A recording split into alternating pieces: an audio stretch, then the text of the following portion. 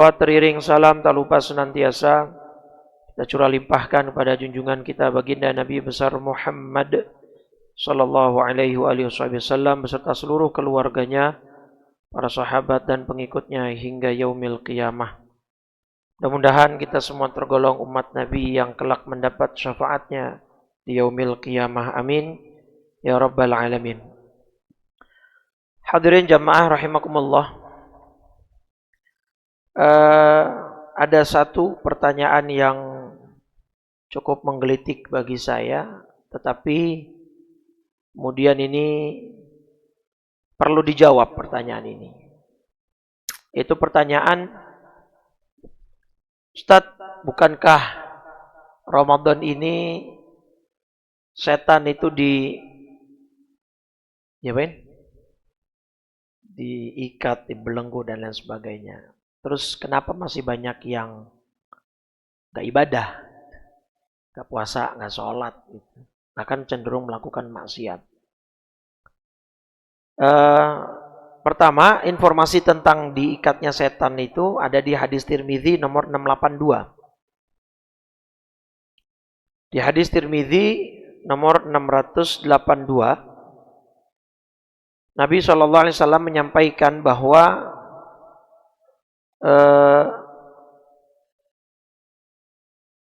idza kana awwalul lailatin min syahri Ramadan, apabila malam pertama Ramadan telah masuk, gitu ya, sufidatis syayatin wa maradatul jin, setan dan jin diikat, wa ghulliqat abwabun nar, dan tapi jin tadi jin yang marodah ya, yang marodah, yang jahat. Dan pintu neraka ditutup, falam yuftah minha babun, tidak dibuka satupun, futihat abwabul jannah, dan dibuka pintu surga, falam yughlaq minha babun, dan tidak pernah ditutup satu pintu pun. Wa yunadi munadin, dan akan ada seruan, ya baghiyal khairi aqbil, wahai para pencari kebaikan, sambutlah. Wa ya baghiya syarri aqsir, dan para pencari atau pelaku kejahatan, berhentilah. Walillahi utaqa'u minan nar wa dzalika kulla lailatin, dan Allah akan membebaskan banyak orang dari neraka di setiap malam di bulan Ramadan.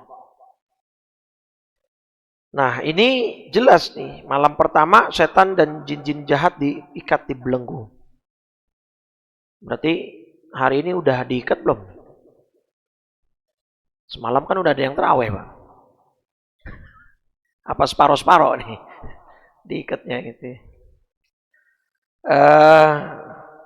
Nah, jadi pertanyaannya tuh kenapa kok masih banyak yang baik ini ya? Kata syaitan, ya, bentuk mufradnya atau jamaknya nanti syayatin, itu sebuah kata sifat yang bisa melekat pada dua jenis makhluk, bisa kepada jin, kepada al-ins, manusia. Ya. Jadi setan juga bisa dilekatkan pada manusia. Dalil yang paling gampang ayat terakhir surat An-Nas. Gimana bunyinya? Ayat terakhir surat An-Nas. Minal masih dibayang-bayangin ya, diurutin dulu. Kan kata Allah, alladzi waswisu fi sudurin nas, yang membisikkan bisikan jahat ke dalam dada dan hati manusia. Siapa? Ya, Al-Khannas ini. Khannas itu artinya setan yang bersembunyi. Tapi minal jinnati wan nas, setan ini ada dari bangsa jin dan manusia. Mau lebih tegas lagi, ada di surat Al-An'am, surat 6 ayat 112. Sini Allah berfirman, surat 6 ayat 112, wa kadzalika ja'alna likulli nabiyyin aduwan syayatinal insi wal jin. Dan demikianlah untuk setiap nabi kami menjadikan musuh yang terdiri dari Dari apa ini? Nah, jadi Allah yang bilang manusia itu bisa berlabelkan setan. Itu setan-setan manusia dan jin. Jadi kalau ada orang yang tidak puasa dan tidak sholat selama Ramadan, bukan karena apa-apa, emang dia setannya. Dan setan dari bangsa manusia nggak diikat, Pak. Nggak dibelenggu. Ya, dia bebas berkeliaran. Bahkan gini, coba kalau kita renungin, lebih berat mana godaan setan dari bangsa jin apa setan dari bangsa manusia? Lebih nyata yang manusia kan? Bangsa jin kagak kelihatan Pak wujudnya. Tapi bangsa manusia nih teman kita yang kelakuannya kayak wujudnya ada. Tangan kita bisa ditarik sama dia, badan kita bisa didorong-dorong, dipaksa. Lagi puasa dicakep-cakep kan. Temennya datang. Ayo nih jam istirahat. Sholat dulu, ya habis sholat kita ke itu biasa tempat yang eksklusif. Kenapa eksklusif Pak? Udah tutup hordeng. Udah tutup hordeng biasanya kan eksklusif ya. Untuk membedakan kelas bisnis sama kelas ekonomi di pesawat pakainya apa Pak? Hordeng. Ini berarti itu tempat eksklusif Pak. Yang kelihatan cuman kau tahu? Emang kakinya doang gitu ya. Nah, kalau setan bangsa jin Pak cuman bisikin doang. Enggak ada. Makanya Allah bilang dalam An-Nisa 76 gimana? Inna kaidasyaitani kana dha'ifa. Ya. Tipu daya atau godaan setan itu sangat lemah. Ini yang Allah maksud setan dari bangsa jin ini itu. Lemah Pak, dia cuman bisikin doang, enggak ada bisa narik-narik kita. Maksa-maksa kita nggak bisa. Tapi kalau teman kita, oh untung iman kita kuat kan. Oh nggak bisa, gue puasa. Ya habis sholat zuhur ada kajian kultum, gue pengen dengerin kultum aja. Habis itu gue tidur dah gitu ya. Atau tidur aja dah. Makanya ada kalimat naumus shaim ibadah, tidurnya orang puasa ibadah. Itu kalau dihadapkan pada situasi dia pengen ngelakuin dosa. Daripada dia ngelakuin dosa, mendingan tidur. Nah itu baru tuh tidurnya ibadah. Artinya seenggaknya ketika dia tidur puasanya terjaga gitu loh Pak.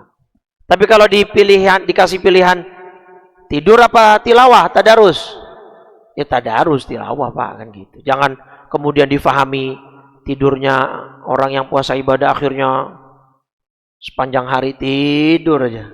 Di subuh tidur, menjelang zuhur tidur lagi. Nggak begitu ya. Jadi lemah Pak. Teman kita bisa maksa. Sampai akhirnya saking temennya imannya kuat, dikeluarin jurus pamungkas. Apa itu?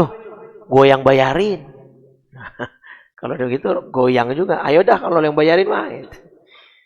Nah jadi lemah Pak, lemah sebenarnya. Tipu daya setan dari bangsa jin ini lemah, nggak sekuatnya. Bahkan gini, cerita tentang Barsiso. Pernah dengar nggak? Ada seorang ahli ibadah di zaman Bani Israel, namanya Barsiso. Di surat Al-Hasyr, surat 59 ayat 16. Kamathalis syaitan idh qala lil insani kfur. Ya, ketika ada setan berkata kepada manusia, ukfur, kafirlah kamu. Falamma kafara, kemudian ketika manusia itu menjadi kafir, setan berkata, qala inni bari'um minka, sesungguhnya aku berlepas diri dari kamu. Inni akhafullaha rabbal alamin, karena aku sesungguhnya takut kepada Allah, Tuhan seluruh alam. Lupa. Orang yang dimaksud di sini, manusia yang dimaksud di sini adalah Barsiso. Ketika berhasil iblis ini, setan ini membuat Barsiso kufur, dia akhirnya berlepas diri. Dan setan juga kemudian mendeklar, saya takut kepada Allah. Tuh Pak. Jadi bahasa saya nih, sesetan-setannya setan masih takut sama Allah Pak. Bener gak? Sesetan-setannya setan masih takut sama, bahkan seiblis-iblisnya iblis, dia sujud sama Allah Pak. Bener gak? Sebelum Nabi Adam diciptain, iblis itu kan dalam ranah wacana ilmiahnya dia ada yang bilang bangsa jin tadinya, ada yang bilang bangsa malaikat, bangsa jin, yang bilang Azazil dan lain sebagainya macam lah. Intinya ulama sepakat sebelum diciptakan Nabi Adam alaihissalam, iblis di sorga ibadah Pak kepada Allah. Cuman dia takabur, sombong, bahkan ada yang bilang hasad, iri, dengki kepada Nabi Adam. Tuh Pak, hasad. Bahkan dalam kitab Tambil Ghafilin, Syekh Abu Laith As-Samarqandi punya POV lain. Awal mulanya iblis itu sombong bukan karena sombongnya Pak, tapi karena dengkinya. Dia iri ada anak baru diperlakukan istimewa sama Allah. Sedangkan dia senior, dia orang lama, kok enggak saya yang diperlakukan kayak Adam, yang orang-orang yang makhluk langit suruh sujud. Kenapa Adam yang istimewa? Baru dia kemukakan alasannya. Kenapa sih Allah kau istimewakan dia? Dia kan dari tanah, saya dari tuh Pak. Make sense kan? Jadi sebenarnya kata Abu Laith bukan sombong Pak, dosanya iblis itu iri, dengki, hasad kepada Nabi Adam. Karena Nabi Adam ditreatment oleh Allah dengan perlakuan yang istimewa. Seluruh makhluk langit suruh sujud. Kenapa enggak saya gitu loh? Baru alasan dia diperkuat, kenapa enggak saya? Loh kan saya dari api, dia dari tanah, kenapa suruh dia yang disujud gitu loh, kenapa enggak saya? Bahkan Syekh Abdul Samarqandi mengatakan hasad itu dosa pertama di langit dan dosa pertama di bumi. Hasad itu dosa pertama di bumi apa? Putra-putranya Nabi Adam yang Qabil dan Habil bertikai berantem. Ya, riwayat tentang rebutan saudara silangnya yang perempuan cantik yang saya itu kan ada perdebatan lah di situ. Ada yang menerima riwayat itu, ada yang tidak. Tapi intinya gara-gara iri, dengki. Karena si Qabil merasa dia tidak diperlakukan sebagaimana Habil diperlakukan, Pak. Iri dengki ini bahaya, Pak. Makanya ditekan lah. Walaupun manusia nggak mungkin nggak punya sifat iri, nggak mungkin. Pasti ada. Cuman yang bisa dia lakukan afternya. Ketika sifat iri itu keluar, muncul, lu mau ngapain?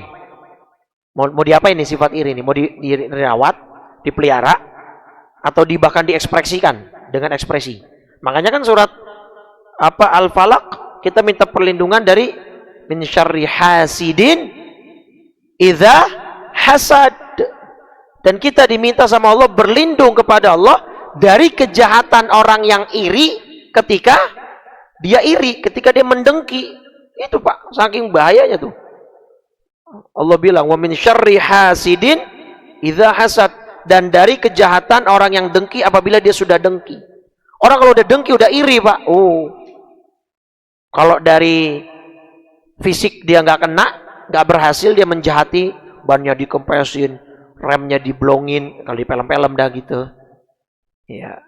Atau ya main hal-hal mistis, sihir, teluh. Itu sangat bisa Pak. Nauzubillah min dzalik. Maka bersihin nih hati kita dari iri dengki. Kalau nggak bisa 100%, minimal 90% ya Pak. Artinya ditekan, jangan diekspresikan. Ya pasti kita ada 1-2 momen kita, kok dia yang sukses ya? Perasaan pinteran gua. Perasaan kuliahnya tinggian gua. Perasaan dia SD aja nggak lulus. Perasaan dia, gitu-gitulah. Ada tuh perasaan iri dengki. Nah itu kayak gitu tekan Pak. Jangan diekspresikan, gitu ya. Nah, jadi balik lagi ke ceritanya si Barsiso tadi, Pak. Nah, Barsiso ini akhirnya tahu nggak ceritanya, Pak? Nah, kita buka dulu deh ceritanya di tafsir Ibnu Katsir nih, ya. Tadi tuh ayat 16 surat Al-Hasyr, surat 59 ayat 16. Ada ar-rahib. Rahib ini ahli ibadah, Pak. Kalau orang-orang banyak yang ngertiin pendeta ya. Kalau pendeta sekarang kan konotasinya kan server lain nih. Sebenarnya rohib yang dimaksud di sini kan orang ahli kitab pada masanya, Pak. Which is kalau sekarang berarti orang yang ahli Al-Quran disebutnya apa? Ustadz, kiai.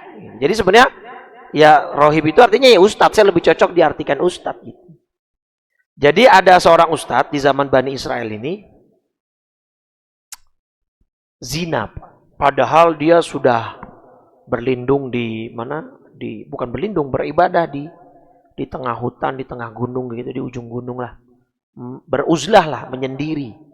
Tapi kepleset juga, zina Pak. Singkat cerita, ini perempuan ya punya beberapa saudari perempuan. Jadi fa'ata syaitanu ikhwataha fil manam. Setan datanglah Pak ke mimpi saudari-saudarinya perempuan yang dizina oleh si ustadz ini, sang ustadz ini. Di mimpinya setan bocorin karena ini, jadi ada 5 bersaudara perempuan semua. Si ustadz ini zina dengan yang bungsu, yang paling akhir. Karena zina bukan kasus pemerkosaan dipaksa ya, zina ini benar, suka sama suka gitu. Jadi si perempuan ini nggak berani cerita ke saudara-saudara, ke kakak-kakaknya yang perempuan. Nah terus akhirnya nggak berani cerita, setan datang ke mimpi dari 4 kakaknya yang perempuan lain ini. Terus dibilang, dibocorin lah. Kalau setan ngomong ke dalam mimpinya si kakak perempuannya tadi, inna rahib sahibas su'umah fajjara bi ukhtikum. Ini saudari perempuan kamu yang bungsu berbuat fajir. Mereka telah berzina. Kemudian dipanas-panasin, dikompor-komporin si saudari perempuan yang 4 orang ini untuk mengumpulkan massa untuk menggerebeklah si ustadz ahli ibadah ini. Singkat cerita, akhirnya setan datang nih ke si tempat sang ustadz yang di belakangan diketahui dengan nama Barsiso. Barsiso tuh ya. Nah, setan nemuin Barsiso di saat saudari perempuannya yang 4 orang lain udah ngumpulin masa nih untuk ngapain? Apa kalau bahasa kita itu? Grebek. Nah, untuk digerebek, untuk diseret, diarak keliling kampung. Setan nawarin Pak, pinter nih, cerdiknya. Inni analladzi awqa'tuka fi hadza. Barsiso, no. Saudari perempuan yang kamu zinai itu sedang mengumpulkan orang untuk menyergap kamu dan membunuh kamu. Mereka sedang dalam perjalanan ke sini. Sayalah yang membuat skenario itu, kata setan. Analladzi awqa'tuka fi hadza. Saya yang membuat Anda sekarang berada di kondisi seperti sekarang. Walan yunjika minhu ghairi, dan tidak ada yang bisa menyelamatkan kamu dari posisi ini selain saya, kata setan. Tapi ada satu syarat, kalau kamu mau saya selamatin, satu syarat. Apa nih Pak syaratnya? Apa kata setan? Fasjud li sajdatan wahidah. Sujud kepadaku 1 kali saja. Ya orang kan tahu Pak, sujud sama setan ya berarti otomatis murtad, kafir sudah. Unji kami mau kafi. Kalau kamu mau sujud 1 kali saja, nggak usah banyak-banyak, saya bebaskan kamu dari kondisi yang sekarang. Fasajadalahu. Barsiso sujud Pak. Akhirnya karena dia kepepet, takut, karena selama ini dia dikenal seorang ahli agama. Dia sujud kepepet. Kemudian falamma atau bihi, ketika orang-orang sudah semakin mendekat, dia minta pertanggungjawaban setan. Mana katanya mau bantu saya, mau ngeluarin saya dari keadaan ini. Tabarra'a minhu. Kemudian setan ini berlepas diri, tidak mau bertanggung jawab. Wa ukhidha faqutila. Diseret keluar rumah dan Barsiso mati dibunuh oleh orang-orang itu, Pak. Disitulah ya penjelasan dari tadi. Surat Al-Hasyr, surat 59, ayat 16. Nih, falamma kafara qala inni bari'um minka. Ketika manusia itu, si Barsiso itu telah menjadi kafir, setan kemudian bicara, aku berlepas diri dari kamu. Inni akhafullaha rabbal alamin. Sesungguhnya aku takut kepada Allah, Tuhan seluruh alam. Nah, kan setan cuman ngajak, cuman ngasih opsi yang pada akhirnya menentukan melakukan atau tidak melakukan siapa Pak? Kita kan sebagai manusia kan. Setan dapat emang kebagian. Misalkan ada orang zina, ya terus nyalain setan. Emang setannya kebagian enaknya? Ada orang korupsi, emang setannya ditransfer Pak? Enggak, maka setan nggak mau disalahin Pak. Setan nih sekarang banyak konfirmasi muluk, klarifikasi muluk Allah nih Pak. Beneran ya Allah saya nggak godain dia. Itu kata setan gitu. Soalnya sekarang kan orang kalau ngelakuin kejahatan, misalkan di BAP polisi ini, kenapa kamu begini? Ada bisikan gaib, Pak. Wis, bisikan gaib. Kata setannya, siapa yang bisikin? Loh. Lah setan begitu, Pak. Dalam surat Qaf nih, surat 50 ayat 27. Setan klarifikasi. Qala qarinuhu, Rabbana ma atghaituhu, walakin kana fi dhalalin ba'id. Setan yang menyertai dia berkata pula, ya Allah, ya Tuhan kami, aku tidak menyesatkan dia. Emang dianya sendiri yang udah dalam kesesatan yang jauh. Tuh. Jadi emang dianya yang setan, ya Allah, bukan saya godain dia. Lah setan bahkan sekarang ngelihat beberapa kelakuan manusia nih, kasus-kasus yang sekarang belakangan di golongan manusia. Setan ngelihat kelakuan manusia, bahkan mungkin istighfar, Pak. Kata setan, astagfirullah, setanan dia. Lah kasus kemarin di NTB, pemuda 31 tahunan, punya utang pinjol kelilit 39 juta, minta duit sama ibunya nggak dikasih. Ibunya dibunuh. Terus emang diurusin jenazahnya, dimakamin, disolatin, dikafanin? Enggak, ditumpuk barangan sampah, di kebun, dibakar. Itu di bangsa jin kagak ada, Pak, kasus anak jin ngebakar emak jin, kagak ada. Bener kan? Pernah dengar emang anak jin ngebakar emak jin? Kagak ada, Pak. Kompak mereka, solid. Kita malah begitu coba kelakuan. Yang di Mojokerto, pasangan pemuda-pemudi belum menikah, sudah tinggal satu atap. Ribut cekcok, si cowok ngebunuh si cewek. Mayatnya dimutilasi 500 potong. Nah itu setan lah. Setanan dia ini bener-bener ini, kata setan. Setan gak ada nyuruh begitu, Pak. Bayangin coba. Kasus apalagi LGBT. Ada emang setan laki kumpul sama setan laki di bangsa jin? Kagak ada, Pak. Bahkan hewan. Pernah Bapak ngelihat anjing jantan sama anjing jantan berkumpul kawin? Kagak ada. Maka saya tegas, seanjing-anjingnya anjing, kagak ada anjing jantan datang anjing jantan terus kawin, kagak ada, Pak. Anjing jantan ketemu anjing jantan ngapain? Ribut, berantem, mempertahankan teritorialnya, membela rasnya, melindungi anak keluarganya. Ya, tuh jantan begitu. Lah manusia zaman sekarang, naudzubillah. Makanya kata Allah apa? Ulaika kal an'am bal hum adall. Mereka sebagian besar manusia itu sesat, bahkan lebih sesat daripada binatang itu sendiri. Naudzubillah. Itu kelakuan manusia, sebagian manusia. Yang mudah-mudahan Allah lindungi kita dan keluarga kita. Kecil sebenarnya godaan setan begitu, Pak. Nah, setan dari bangsa manusia ini yang bahaya. Makanya pilih-pilih temen. Banyak orang kayak misalkan mokel. Tahu mokel kan? Mokel itu mode kelaparan, Pak, kepanjangannya. Jadi anak-anak muda, anak-anak SMP, SMA, kuliah, pada batal puasanya siang-siang. Sengaja, bukannya karena sakit, karena apa? Sengaja. Bareng-bareng temennya, di-record, terus di-upload ke sosmed. Kan PA. Ya maksud saya udah pada gede, udah pada ngerti SMA, kuliah. Dosanya besar apa dosa kecil kalau batal puasa tanpa uzur, Pak? Dosa besar itu, jangan dianggap permainan. Gara-gara apa biasanya begitu? Temen. Tawuran juga.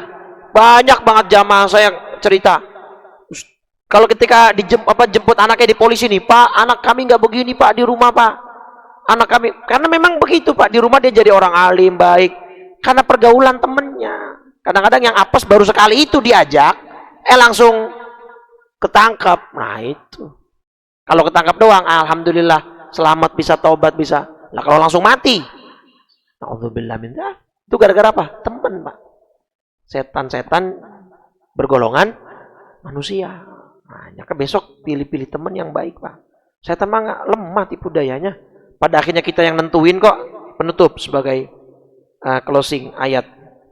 Surat Ibrahim, surat 14, ayat 22. Apa nih kata setan? Lihat. Ketika di akhirat, ini omongan setan di akhirat, Pak. Setan dari bangsa jin di akhirat ngomong. Qala syaitan lamma qudiyal amr. Dan setan berkata ketika hisab telah selesai. Udah dihisab nih manusia nih. Udah ketahuan siapa yang masuk surga, siapa yang masuk neraka. Nah, setan ngomong ke yang masuk neraka, Pak. Ke yang masuk neraka. Apa kata setan? Innallaha wa'adakum wa'dal haqqi wa wa'adtukum fa akhlaftukum. Kan kalian tahu Allah udah menjanjikan kepada kalian janji yang benar. Allah udah janjiin sorga, Allah udah janjiin bidadari di sorga, Allah udah dijanjiin sungai-sungai di sorga dari khomer, sungai dari susu, sungai dari madu. Allah udah punya janji.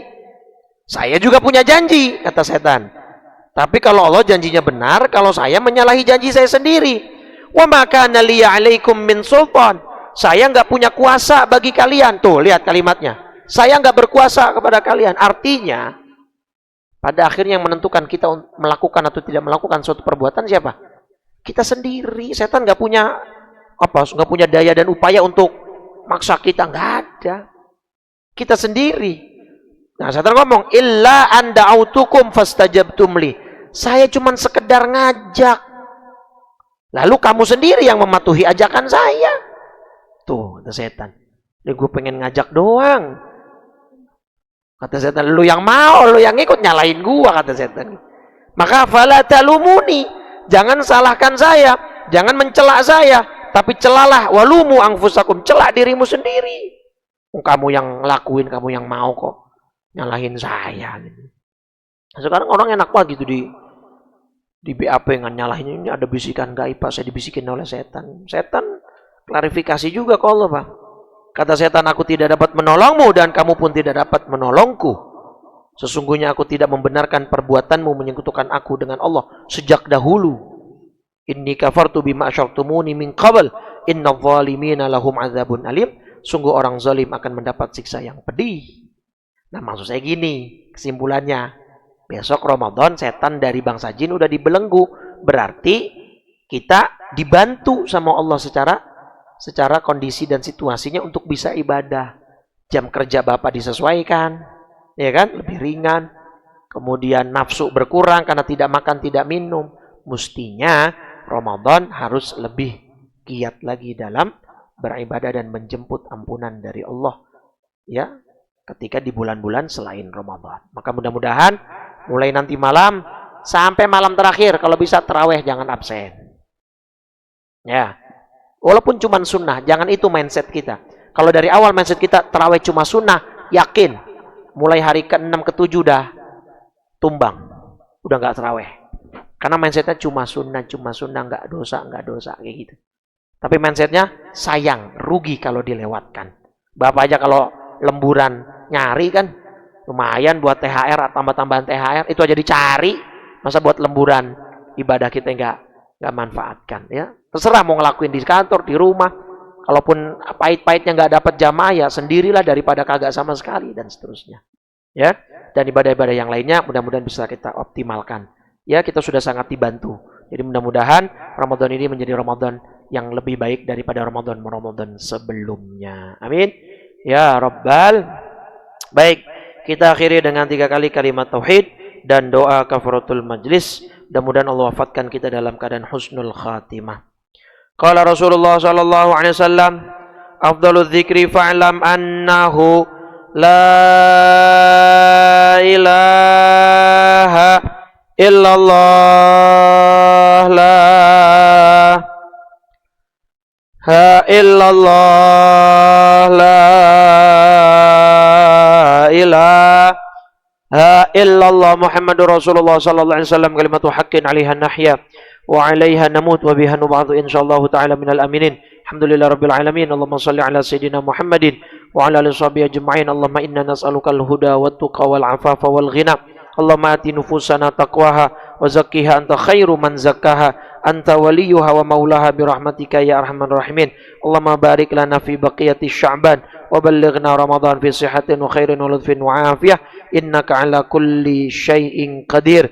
Allahumma ahillahu alaina bil yumni wal iman was salamati wal islam wa hilal khairin wa rushdin. Rabbi wa rabbukumullah birahmatika ya arhamar rahimin. Rabbana la tuzigh qulubana ba'da idh hadaitana wa hab lana min ladunka rahmah innaka antal wahhab ya muqallibal qulub tsabbit qulubana wa qulub auladina wa banatina ala dinika wa ta'atik ya muhawwilal hauli wal ahwal hawil ahwalana ila hasanil hal. Rabbana atina fid dunya hasanah fil akhirati hasanah wa qina adzaban nar. Sallallahu ala sayidina Muhammadin wa ala alihi washabihi wasallam walhamdulillahi rabbil alamin. Subhanakallahumma wa bihamdika asyhadu an la ilaha illa anta astaghfiruka wa atubu ilaik. Silakan ba'diyah bagi yang belum.